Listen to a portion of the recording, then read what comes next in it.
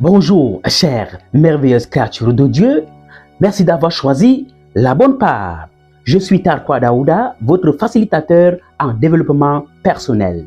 Si vous souhaitez investir en vous-même, atteindre une indépendance financière et devenir un entrepreneur à succès, alors félicitations, vous êtes au bon endroit. Et si vous êtes de ceux qui passent tout leur temps à imputer toutes leurs fautes aux autres, à énumérer et à étaler les erreurs des autres, à justifier leurs propres erreurs au lieu de les reconnaître, alors votre première réussite va consister à briser cette mentalité de perdant, cette mentalité de résistance au changement et à installer en vous un logiciel de gagnant avant de continuer. Notre projet, notre principe d'échange est simple. Nous disposons d'une plateforme dans laquelle nous partageons, nous échangeons, nous partageons nos expériences. Et chaque mois, nous choisissons un livre, un best-seller en développement personnel. Nous l'étudions ensemble et tirons des leçons pour accompagner tous ceux qui se sont lancés dans leur projet et ceux qui sont encore dans la procrastination. Notre livre d'études pour ce mois est La chèvre de ma mère de Ricardo Kanyama. Cet excellent auteur congolais qui est une véritable bénédiction pour l'Afrique. Plongeons dans le vif du sujet. Ricardo Kanyama commence son livre en brisant une croyance répandue en Afrique. Pour réussir financièrement, il faut d'abord disposer 1 million.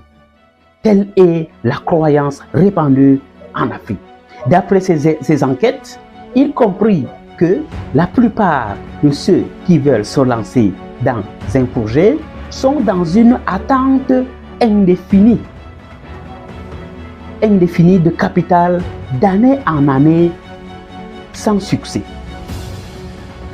Il explique que cette mentalité freine de nombreux jeunes, de nombreux entrepreneurs qui abandonnent leur projet faute de capital initial.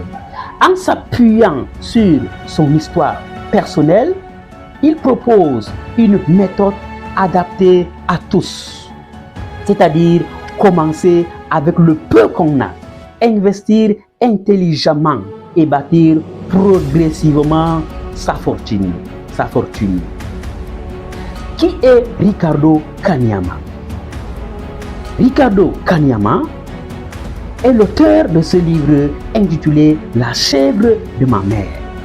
Il est le fils d'un riche agriculteur congolais possédant une ferme et des plantations de café.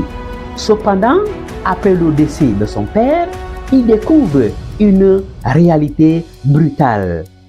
Selon la tradition, l'héritage revient à la famille élargie et non aux enfants ni à ses épouses. Sa famille se retrouve démunie et, comme unique consolation, la mère de Ricardo reçoit une chèvre. Le même traitement fut infligé à sa coépouse. Chacune de ces deux veuves se trouve donc dans l'obligation de quitter la maison avec ses enfants, abandonnant tous les biens familiaux, à l'exception d'une chèvre chacune qui leur a été offerte gracieusement. La chèvre de ma mère. Face à cette nouvelle réalité, jamais rencontrée auparavant, c'est-à-dire une extrême pauvreté, Ricardo et ses frères souffrent de privation. Habitués à une alimentation abondante, ils se retrouvent devant un défi journalier, celui d'avoir à manger. Dans leur débrouillardise, ils n'avaient que des tubercules de manioc et de patates douces. Désespérés, ils demandent à leur mère d'abattre la chèvre pour se nourrir.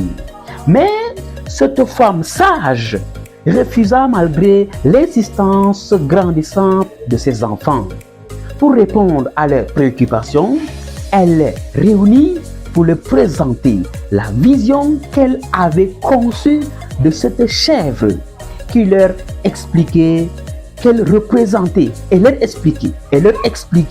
qu'elle représentait leur unique capital, une semence à multiplier afin de les sauver de la famine et de la mort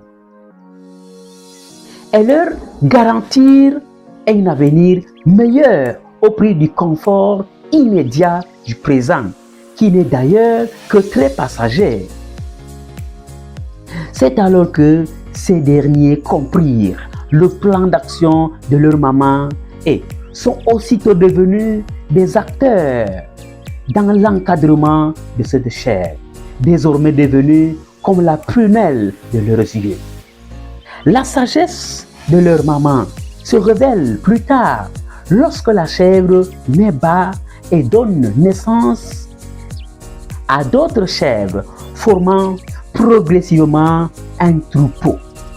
Cette vision à long terme permet à la famille de générer revenus. Cet épisode met en lumière des valeurs essentielles telles que la clarté de la vision et son partage avec ses associés que sont, dans notre contexte, les enfants. La patience, la résilience, la vision à long terme étant des valeurs essentielles. Il enseigne une leçon fondamentale sur la gestion des ressources et l'importance d'investir pour le futur plutôt que de céder aux pressions du présent. Dans de nombreuses sociétés africaines, en particulier dans les milieux ruraux, la pauvreté pousse souvent les familles à consommer immédiatement ce qu'elles possèdent sans penser aux bénéfices futurs. La mère de Ricardo Kanyama incarne ici une sagesse ancestrale qui valorise l'investissement et la pérennisation des ressources. En refusant d'abattre la chèvre, elle fait preuve de prévoyance. Au lieu de résoudre un problème temporaire pour un gain immédiat, elle choisit d'attendre pour obtenir un bénéfice durable, même si les problèmes à résoudre semblaient être non négociables, car il était question de la nourriture, de la santé ou des besoins vitaux. Ce choix stratégique s'est avéré fructueux, promoteur, puisque la chèvre se reproduit et constitue progressivement une source stable de revenus et de subsistance. Quelle est la leçon à retenir pour la jeunesse africaine? Cet épisode peut inspirer les jeunes Africains de plusieurs façons. 1.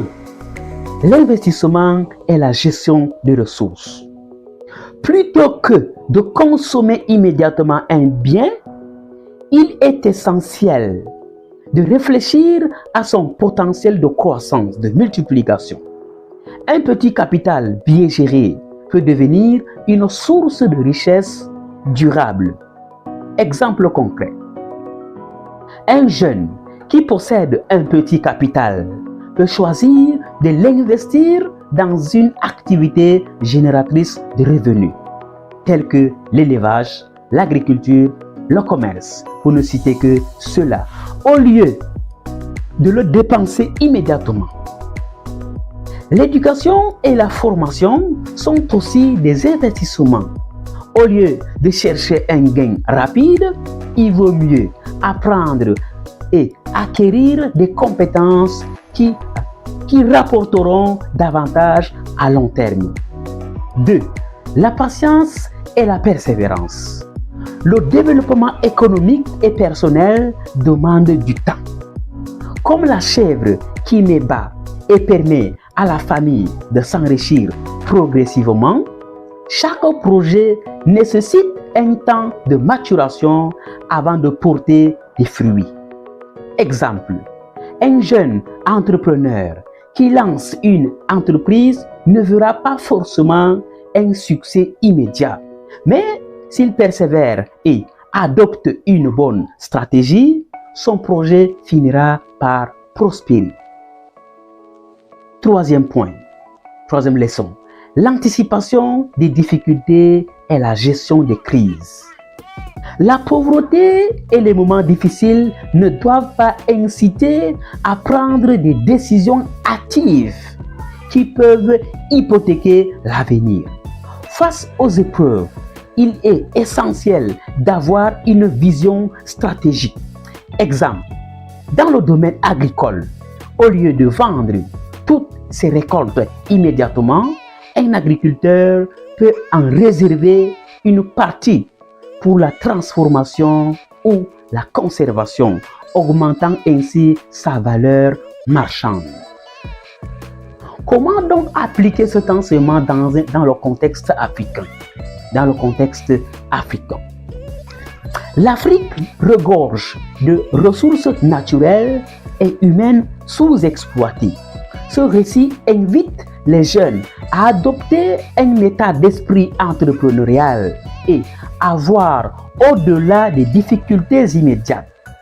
Que ce soit en agriculture, en élevage, en commerce ou dans l'innovation technologique, la patience, l'épargne et l'investissement sont les clés du succès.